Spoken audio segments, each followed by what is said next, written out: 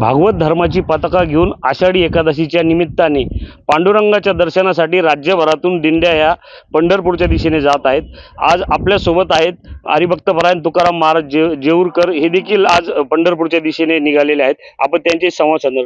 माऊली, काय सांगाल, कसा असतो हा दिंडी सोहळा? रामकृष्ण हरी। ज्ञानोबा तुकोबारायची ही भूमी आहे, संप्रदाय त्यांचा आहे। तुम्ही आपण लेकरं संतान त्यांची संतती आहोत, लेकर आहोत। त्यांनी जे जपलं ते जपायचं, त्यांनी केलं ते करायचं, त्यांनी सांगितलं ते ऐकायचं। तर त्यांनी सांगितलं बाबा भगवान परमात्मा हे जगाचं विश्वाचं आराध्य दैवत आहे। पांडुरंग, पंढरीचा पांडुरंग हे विश्वाचं आराध्य दैवत आहे। आणि या दैवताच्या भेटीकरता त्यांनी सांगितलं, आषाढी कार्तिकी भगवान स्वतःच म्हणतात, आषाढी कार्तिकी विसरू नका मज, सांगत असे गुज पांडुरंग। भगवान स्वतः आपल्या मुखाने सांगतात की नाही आषाढीला आले तर कार्तिकीला या, नाही कार्तिकीला येता आलं तर मध्येच कधीतरी आपण मला विसरू नका। भगवान परमात्म्याच्या वारी करता ही वार्षिक वारी आहे आणि आज आषाढी वारी महावारी आहे। वारकऱ्यांच्या दृष्टीने अतिशय मोठी पर्वणी आहे आणि त्या दृष्टीने काही ज्यांना जमेल ते कोणी ट्रेननं जातं, कोणी बसनं जातं, पण काही पैदल यात्रा करणारे, काही पायतीर्थयात्रेचं जे महत्त्व आहे। पायतीर्थयात्रेमध्ये 3 प्रकारची तपं होतात। एक कायिक तप होतं, एक वाणीचं तप होतं आणि एक मानसिक तप। या शरीराने पायी चालणं म्हणजे कायिक तप आहे, वाणीने देवाचं भजन करणं म्हणजे हे वाणीचं तप आहे, आणि मनाने त्याचा धावा करणं हे मानसिक तप आहे। हे 3ही प्रकारचे तप होतात आणि म्हणून वारकरी संप्रदायामध्ये पायी तीर्थयात्रेचं विशेष महत्त्व आहे। त्यांनी केल्या आणि इतर लोकांनाही सांगितलं बाबा पायी तीर्थयात्रा करा।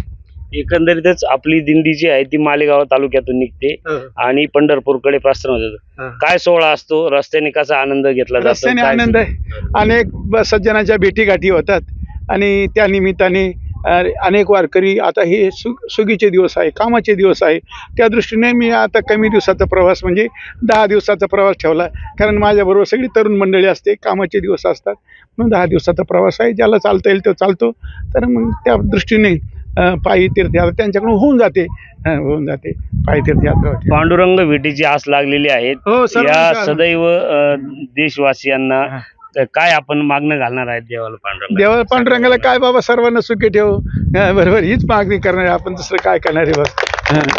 कारण ज्ञानोबारायांनी हीच प्रार्थना केली विश्वात्मक देवाकडे, किंबहुना सर्व सुखी पूर्ण होवो नीती ही लोकी, भजिजो आदी पुरुषी अखंडित।